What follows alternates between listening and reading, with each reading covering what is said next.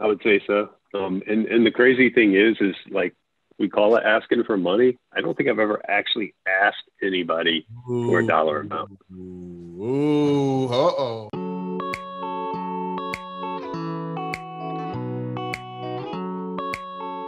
Have you always been confident about raising capital like that, guys? 4 million, like that's a nice number, man. How do you get started with that? Come on, man, Mike. Like last July, you and I had a conversation, man. And what you know, I did not feel good about raising money or raising capital, and not at all. Man, yeah, like just walk up to a guy you don't know, like, hey, man, let me get $1 million, okay? I'm gonna give it back to you in about 5 years. I thought that's how it worked. I thought you just walked up and like asked for money. But no, man, seriously, no. Not even a year ago now. All I wanted to do was source deals and bring those to somebody to take down. I didn't want anything to do with capital raise. In fact, I probably spent a good 6 weeks when I first started looking at doing the capital raise part, trying to build a team to go capital raise for me instead of me having to do it. That's right.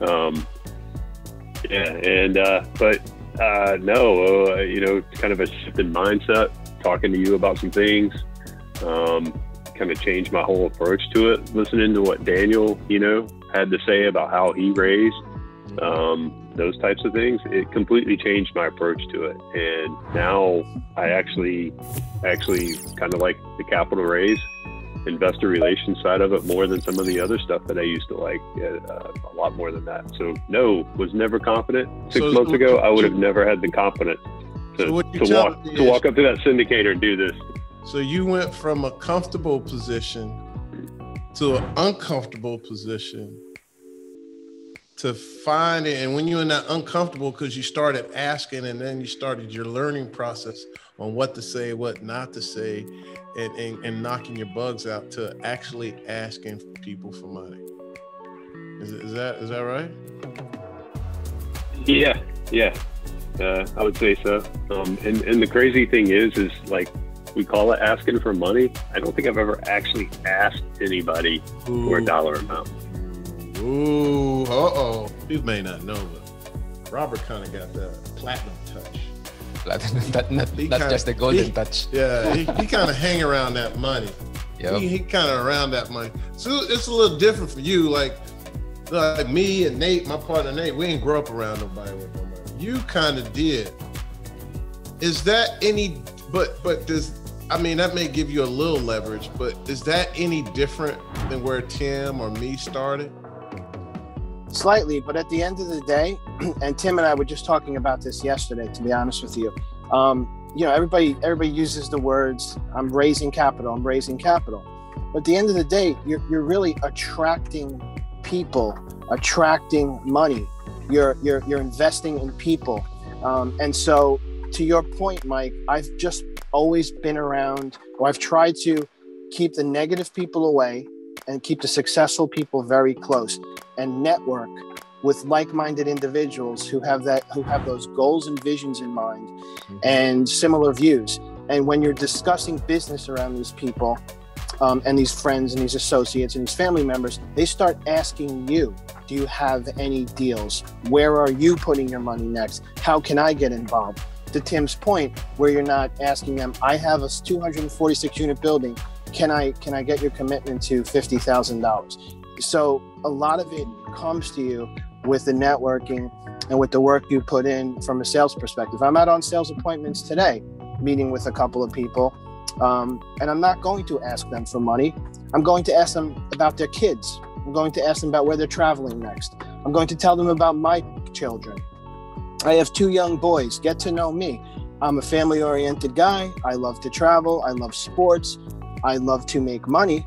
And I like to be around other people who are on like-minded individuals where we can all follow that same path. But I don't want to, give anyone that sales pitch on this deal is too good to pass up. You're never going to find another deal like this. Do you have money to commit? It's just not in my nature to do business that way. So that's been a level of success And you know, I hope to keep down that path in the future for some new deals in front of us. Yeah, man, that's awesome, man. That's awesome. Well, I guess I got another question. This for both of you. Now that you kind of laid it out, we already said you're not asking for money. You know, you from what I'm hearing is starting relations, having relationships with people, and you share a common interest. You're listening to what they want to do for their families, right? Or what they want to accomplish. And you're saying, here's a vehicle. Hey, that's great. I just so happen to have this real estate vehicle that can drive you to your financial destination. Bingo.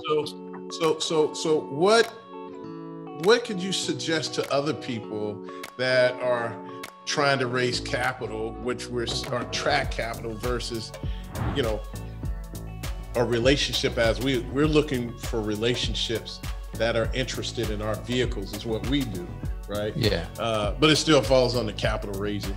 What do you suggest to other people? What would you tell people if they're going out to raise capital?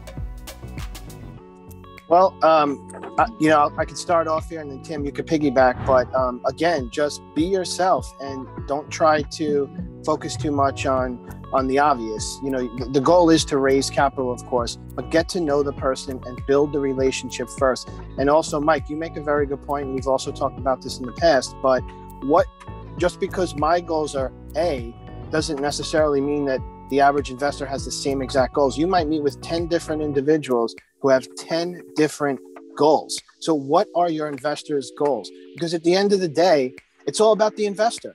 You want to assist them to achieve their goals. You don't want it to make it seem as if you're only trying to achieve your own goals. So when I speak to people, I'm asking, where are you short term? Where are you midterm? Where are you long term? Do you want this money, immediately? Can you wait until the future when we have some deals that are 5 to 10 years in the making? Things of that nature. So get to know your investor on every level and really get to know their goals, and that's going to help you work with them in the best way, mutually and beneficial for all. You know. Cam, you got anything you want to share with them, man? Yeah, no, I agree with that. It's just having a conversation. You know, when I meet with investors, especially on the first time, I probably spend more time listening to them than I do talking. You know, and just understanding what they're doing, listening to them about their wife, their kids, their life, their job. And a lot of times I pick up little things. Like I'll just give you one example with one of the investors that I've been working with. We just had a conversation, and then during that conversation, he mentioned he wanted to retire to North Carolina. So like a week later, I just followed up with a little note on North Carolina and gave him some popular areas and some details on the areas around the state where people retire. Just a little detail I picked up in the conversation that we have, and I just provided him that input, and that really resonated with him, to the point now that, recently he's like, man, I want to invest with you. Whatever you got, sit and bring me what you got.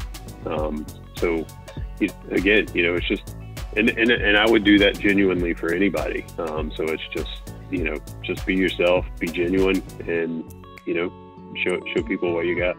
All right, now, Robert, let's be a little honest here, right? Is this easy? Is this easy work? Captain Obvious, right? It's tough. It's tough work. You have to put in the hard work. It's not going to come to you. There is no formula per se. There's no osmosis from other successful individuals. You have to put in the work daily, weekly, monthly, set those goals, achieve those goals. So no, it is not hard. It's not easy work, but there's different levels of hard work.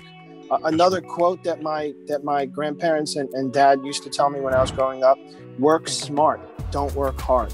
And that's very, very key, because you hear a lot of people, I had a 70-hour workday. I was working my butt off, but at the end of the day, did that produce any results? in the day and age of today where technology is key, networking is key, utilizing your resources is key. You could work so much smarter and be so much more successful. So a little bit of working smart and hard, I think, is going to really be the key formula going into the future.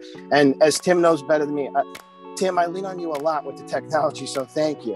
And I'm doing my best. You know, my 80-year-old father knows a lot of the technology. My 11-year-old son does as well. 80-year-old father?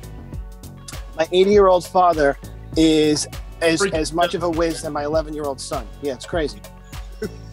Yeah, it's absolutely crazy. And I have a 16-month-old son at home as well. Yeah, and he already looks like he's, I don't know, ordering this, that on the, it's amazing. So technology is key. I could be in Kalamazoo, Michigan right now, speaking to someone in California or Italy or any other country. And we could be sharing spreadsheets and looking at deals together. And, you know, at the end of the day, I think technology is going to be key as well. So that's part of working smart and not just hard. Yeah, man. Hey, so the bottom line is, once you get with somebody, you learn a little something, and they've shown progress. Trust the process. Just work the process, and it will happen. And it is work, but I don't like to call it work. It's just, you got to put the time in. Oh, you got to change the perspective. It is work, right? But it's really time. Know your numbers. Well, look, man, that's our buzzer. So apparently it's time to move on to something else. We got this timeline. Man, everybody give it up. Oh, yeah. Well, before we do that, I got one last question. How did the Mastermind group help you guys get to where you're at right now? Before I get cussed out. So Robert, I'll lead off. Is that all right? Yeah, lead off. All right. So we already touched on one, Mike, like capital raise mindset, just confidence, if nothing else. That's been one of my biggest takeaways personally, right? I think we're all taking something different away from the Mastermind group. For me, you know, having the confidence to go out there and say, I can do this and do it, and then doing it. You know, maybe I didn't have that a year ago. I got that today. I got that through the Mastermind group, and then networking. I met Robert in your Mastermind group, and as well as some others in the group that I work with on different things. You know, networking with those guys, and what the Mastermind group brought to the table in terms of just the people and the different experiences and things like that. So, yeah, I mean, it's been very beneficial. No, well said, Tim. And for me, to keep it real quick, same exact sentiments. I have met so many wonderful individuals in the Mastermind group and Big Deal Coaching in the circle that Mike has created. And it's been fun to meet people, to learn about them personally, and also to see other angles on how they're interpreting things and what they see in prospective markets and how they're analyzing deals differently and what can they bring to the table. And, you know, Tim and I on this particular deal that is going to lead to others in the future, we talk about this all the time. You can't build a house with 10 hammers. You have to have a different tool in the toolbox to create that master plan. And that's really what's been beneficial for me. I've just met so many people. So this circle has just been beneficial tangibly and intangibly in so many ways. So thank you, Mike. I appreciate it. And I can't believe it's been a year already. Yeah. Yeah, man. That's awesome, man. Hey, man, everybody give it up for my guys, Robert Musso, Tim Vest. They're my students of the Mastermind. Now the teacher has now become the student. I'm officially a student and a fan. All right.